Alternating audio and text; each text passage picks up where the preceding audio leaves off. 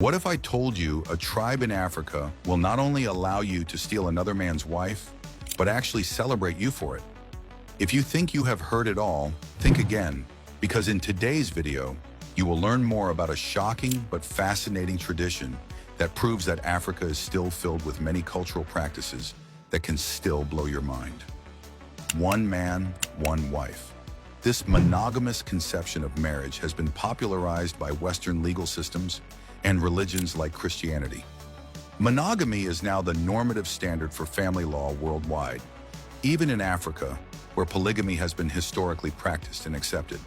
But one tribe in Africa isn't buying into this monogamy hype. They are a nomadic, polyamorous tribe that is so sexually liberated that they permit men to steal each other's wives and even organize a festival for this. We are, of course, talking about the Wodaabe Tribe, whom you have probably never heard of. The Wodaabes are a tribe of cattle and donkey herders and traders with Fulani heritage. They are primarily found in Niger, but you will see them in countries like Chad, Cameroon, the DRC, and even the Central African Republic because of their nomadism. Every year, the Wodaabes host a festival known as Gerewol. This 7-day music and dance-themed festival is a chance for tribespeople to come together to catch up after months of separation due to their nomadic lifestyle. But everyone comes for one highlight, a dance session known as the Yaki. What is so special about the Yaki? 2 reasons. Firstly, it is basically a beauty pageant for men only. And secondly, it is directly aimed at stealing another man's wife. Yes, Wodaabe men come to this festival to show their beauty, skills, and stamina, all in the hopes of impressing the wives of other men. Wodaabe culture believes that beauty can be assessed by white teeth, the firm, straight bridge of the nose, and the whiteness of the eye. So what do Wodaabe men do? They put on dark eyeliner to highlight the whiteness of their eyes and use dark lip paint to make their teeth appear whiter by contrast.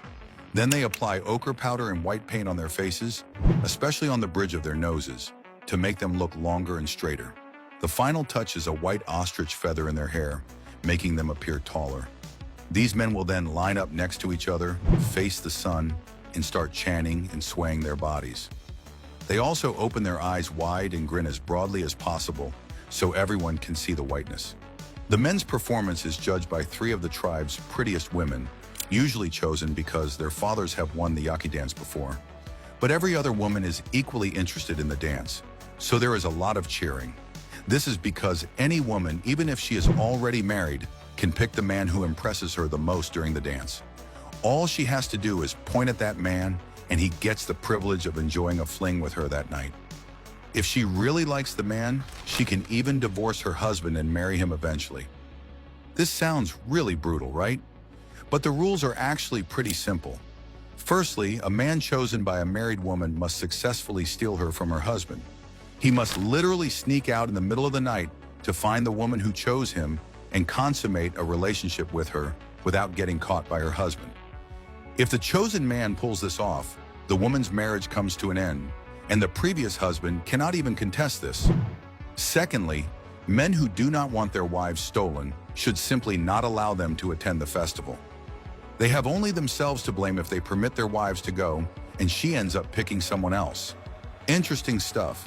The Wodaabe Wife-Stealing Festival exemplifies their unique cultural values and perspectives on relationships and marriages.